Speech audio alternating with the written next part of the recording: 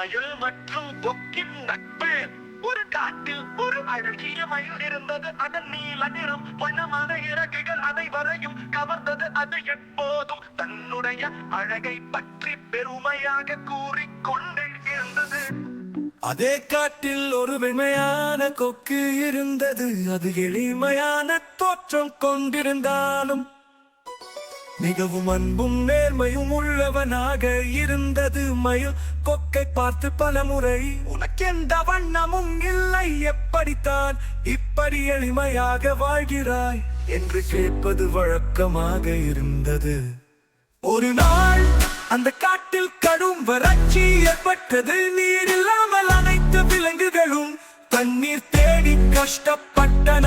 மயில் வண்டி கண்களால் பசியும் தாகமும் அடைந்தது. அந்த நேரத்தில் கொக்கது நீண்ட அழகான மயில் மற்றும் கொக்கின் நட்பு.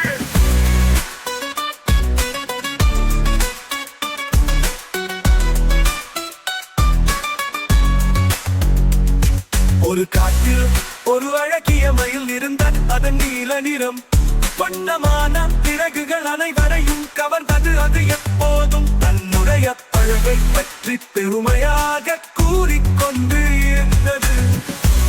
அதே காட்டில் ஒரு வெண்மையான கொக்கு இருந்தது. அது எளிமையான தோற்றம் கொண்டிருந்தாலும் மிகவும் அன்பும் நேர்மையும் உள்ளவனாக இருந்தது. மயில் கொக்கை பார்த்து பலமுறை, உனக்கெந்த வண்ணமும் இல்லை, எப்படித்தான் எப்படி எளிமையாக வாழ்கிறாய் என்று கேட்பது வழக்கமாக இருந்தது.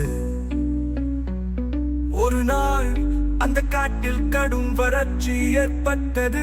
நீர் இல்லாமல் அனைத்து விலங்குகளும் தண்ணீர் தேடி கஷ்டப்பட்டன. மயில் வண்டி கண்களால் பசியும் தாகமும் அடைந்தது. அந்த நேரத்தில் கொக்கது நீண்ட அழகால் தூரத்தில் உள்ள நீர் தொட்டியை கண்டு பிடித்தது. எல்லா விலங்குகளையும் அழைத்து சென்றது. மயிலும் உடன் சென்றது.